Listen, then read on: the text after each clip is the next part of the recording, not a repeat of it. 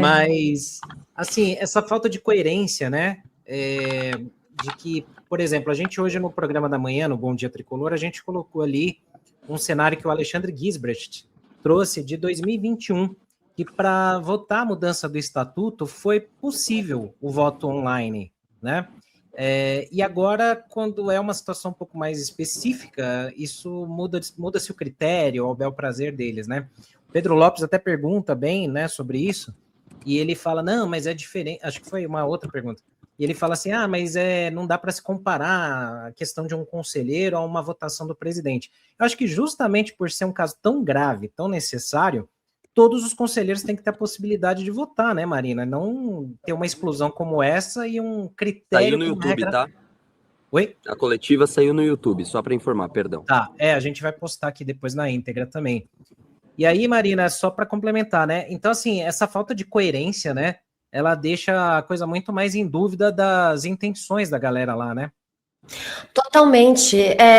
Assim, eu sempre vejo a figura do Olten com uma certa suspeição, porque, para mim, a carreira política dele no São Paulo, como presidente do Conselho Deliberativo, desculpa, está totalmente atrelada à eleição do Casares para presidente, porque eles concorreram em chapa única.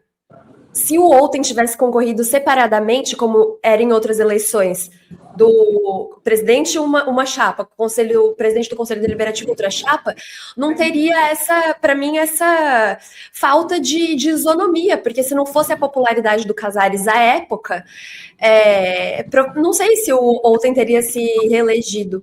E a gente sabe como que a carreira dessas pessoas de dentro da política do São Paulo, fora do São Paulo, muitas vezes ela é irrelevante. Então, o apego que essas figuras têm a esse cargo que elas têm no São Paulo e também as pessoas que viabilizaram elas serem colocadas nesse cargo, é muito maior o apego delas a esse tipo de coisa do que o apego à legalidade, à justiça em si, que ele tá cheio aí de falar essas palavras difíceis e, sabe, parece que até para confundir um pouco a torcida, para alienar grande parte da torcida.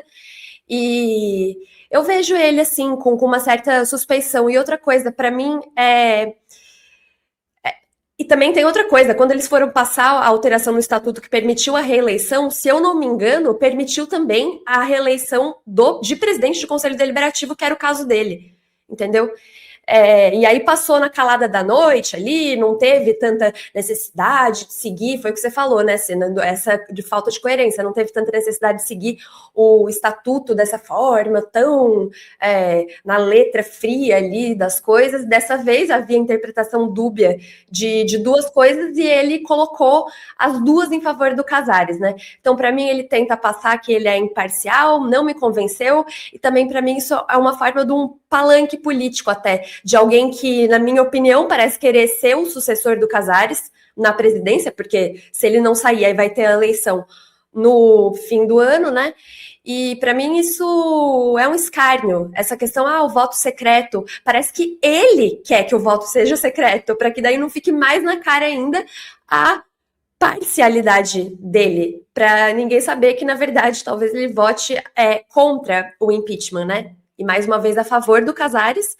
E, na minha visão, hoje, tudo que é votado a favor do Casares, com todas essas denúncias, com todos esses escândalos, quem vota a favor do Casares vota contra o São Paulo, vota contra a torcida, vota contra a gente, basicamente. E até aproveitando também esse gancho, né? Num dos trechos da coletiva, o Olten até comenta, né? Não, eu não sei ao certo se a torcida está a favor do impeachment, né? Então, para ajudar o Olten, que a gente pensa sempre ajudar o próximo... Importante, né? A gente tem que ajudar, né, o próximo. Eu acho, né? A gente colocou uma enquete aqui no nosso chat para o pessoal da arquibancada aqui votar. E olha só que surpresa, 98% é a favor do impeachment. Então, Olten, caso você não tenha visto, se você estiver vendo aqui a coletiva, a gente está com o intuito de te ajudar a você ver que a torcida realmente quer o impeachment de Júlio Casares. Que surpresa, né, Chacon? Eu tô, na verdade, surpreso com os 2%, né? Porque eu tô bem surpreso com os 2%, né? Vou tentar dar uma ajuda aqui na minha votação. Votação secreta, tá? Assim como no Conselho Deliberativo, votação secreta. Então, eu vou colocar aqui a minha votação. Aí você pode, na sua casa, votar aí também, mas eu tô surpreso com os 2%, né, de parte da torcida, que talvez não estejam acompanhando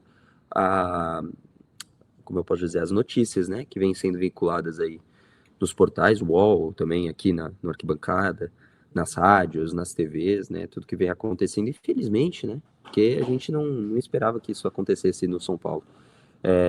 Tô até falando um pouco mais baixo aqui também, respeitando o ambiente que não é o meu, né, o pessoal tava até falando assim, deixa a conta calma, né. Não tô necessariamente na minha casa. Na minha casa eu tenho um pouquinho mais de liberdade, né? Quero ver você xingar hoje. Xinga aí, xinga. Não, posso, pode até ser, mas eu tô tão estafado dos últimos 2 dias que eu tô acordando 6 da manhã. Hoje teve a apresentação um pouquinho mais tarde, eu consegui dormir um pouquinho mais, né? Mas cheguei tarde em casa ontem, vou chegar tarde em casa hoje de novo. Final de semana que eu vou estar trabalhando lá na Jovem Pan, no meu outro CNPJ, no outro centro de custos. Mas o fato é que, assim, observando essa questão do não observar o movimento da torcida também é um pouco preocupante por parte do Outen, né? Porque o Outen, ele é presidente do conselho de um clube de 20 milhões de torcedores e ninguém tá pedindo para ele ser ativo nas redes sociais, coisa que ele não é desde 2022 também. Curiosamente, quando começaram a apertar críticas a essa gestão de Júlio Casares, né? Mas ele dá essa justificativa, claro que ele não tem nenhuma obrigação de acompanhar as redes sociais, mas poxa vida, não teve ninguém para avisar ele, né? E é curioso, assim, eu até comentei com o Sal, o Sal fez essa pergunta, né? Quando ele dá a resposta, eu virei para o Sal e falei assim, mas ele vestia a camisa, né, como é mesmo, do grupo Grafite Juntos pelo São Paulo. Né? A minha pergunta a gente não conseguiu colocar no ar ali na hora, porque a gente acreditava que a São Paulo TV ia acabar transmitindo, colocou agora, né? Minha pergunta foi exatamente isso, né? Porque a que interesses, porque em 2021, falando em rede social, na rede social do Outen, agora o pessoal pode conferir depois também lá no YouTube de São Paulo, a gente pode colocar também aqui para o pessoal acompanhar, por que em 2021, num vídeo que ele mesmo publica em uma entrevista à Rádio Bandeirantes, ele fala, tem uma relação pessoal muito boa com o Júlio Casares, mas a minha relação principal, né, maior ainda, é com o São Paulo, né? E aí a minha pergunta foi, bom, com a mudança da votação do dia 14 para o dia 16, depois da torcida se mobilizar por uma pressão, por protestos, e por que acatar ao pedido do presidente para aumentar o número mínimo para aprovação do impeachment? Essas decisões servem ao São Paulo ou servem ao presidente e seus aliados políticos e a ele mesmo, presidente do conselho, que faz parte de uma das cada vez menos pessoas, né, grupos, né, cada vez menos grupos que apoiam Júlio Casares. E aí ele deu a resposta dele, a gente pode colocar daqui a pouco, mas assim, uma coletiva totalmente na defensiva, como a gente já esperava também, né, que fosse aqui do São Paulo. Infelizmente, um clube que está indo pelo caminho e, digo mais, assim, eu tenho certeza que as pessoas que trabalham no clube, e eu não posso falar por elas, mas eu tenho certeza, assim, não é nenhuma, conversei com pessoas, nada, mas eu acho que as pessoas que trabalham no clube, e assim, eu tenho certeza que 99% são São Paulinos, talvez tenha um que não seja, e tá tudo certo, sendo profissional é o que importa, estão chateados com essa situação. Eu tenho certeza que as pessoas que trabalham no clube terem que vir para cá para acompanhar uma coletiva falando sobre escândalo é deprimente, triste e com perdão da palavra, tira o tesão de trabalhar num clube que você torce, entendeu? Falando português claro, e perdão aí pelo português claro muitas vezes, mas perde, sabe, a vontade de você falar, pô, que legal, trabalho no São Paulo, vira um martírio. Então eu tenho certeza que não afeta só o torcedor, mas também até funcionários do baixo clero, do baixo escalão do São Paulo, certamente estão tristes.